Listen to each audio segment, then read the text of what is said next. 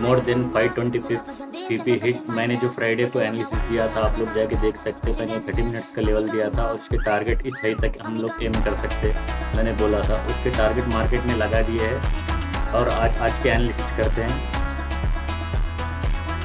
अगर हमको आज प्राइस इस जोन में मिलता है, अगर टेस्टिंग कैंडल इस जोन के अंदर या इसके ऊपर क्लोज करती है, तो हम लोग यहाँ से बुलिश कंटिन्यूशन देख सकते हैं और इसके फर्स्ट टारगेट हम लोग इस हाई तक एम कर सकते हैं और सेकंड टारगेट हम लोग इस हाई तक एम कर सकते हैं। अगर ऐसा नहीं होता है, सिनारियो 2,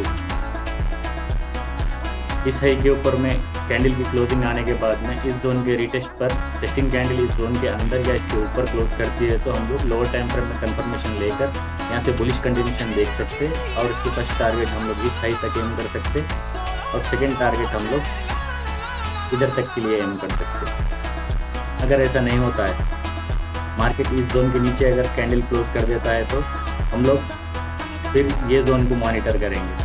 अगर प्राइस यहाँ आने के बाद में कैसा रिएक्ट कर रहा है, अगर कोई कंफर्मेशन देता है टेस्टिंग कैंडल इस जोन के अंदर या इसके ऊपर क्लोज करती है, तो हम लोग यहाँ से बुलिश कंटिन्यूशन देख सकते और इसके पहले टारगेट हम लोग इस हाई तक एम कर सकते। H1 time frame, H1 time frame के अंदर में हम लोग को इस हाई के ऊपर में हमको कैंडल की क्लोजिंग चाहिए H1 टाइम फ्रेम की। अगर यहाँ पे H1 टाइम फ्रेम की कैंडल क्लोज हो जाएगी, तो हम लोग इसके रिटेस्ट पर हम लोग यहाँ से बुलिश कंटिन्यूशन देख सकते और पहले टारगेट इस हाई तक एम कर सकते और सेकंड टारगेट हम लोग इस जोन तक एम कर सकते। अगर वैसा नहीं होता है, प्राइस अगर नीचे आ जाता है, इसके ऊपर एक भी कैंडल क्लोज नहीं कर पाता है, तो हम लोग फिर सेकंड जोन ये मॉनिटर कर सकते। अगर इधर आने के बाद में हम लोग को कोई कंफर्मेशन देता है लोअर टाइम फ्रेम में टेस्टिंग कैंडल इस जोन के अंदर या इसके ऊपर क्लोज करने के बाद में, यहाँ से हम लोग बुलिश कंटिन्यूशन देख सकते और इसके पहले टारगेट हम लोग इस हाई तक एम कर सकते और सेकंड टारगेट हम लोग इस हाई तक एम कर सकते। H4 time frame, H4 time frame के अंदर में प्राइस अभी भी साइडवेज है। H4 टाइम फ्रेम के अंदर में भी प्राइस को इस हाई के ऊपर में क्लोजिंग देना पड़ेगा, उसके बाद में अच्छे से बुलिश मोमेंटम स्टार्ट होगा।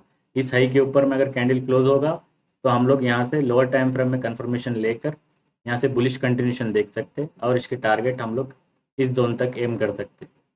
अगर ऐसा नहीं होता है, H4 टाइम फ्रेम के अंदर में अगर इस लो के नीचे में कैंडल क्लोज हो जाएगी, तो हम लोग इसके रिटेस्ट पर लोअर टाइम फ्रेम में कंफर्मेशन लेकर हम लोग इस जोन तक टारगेट एम कर सकते।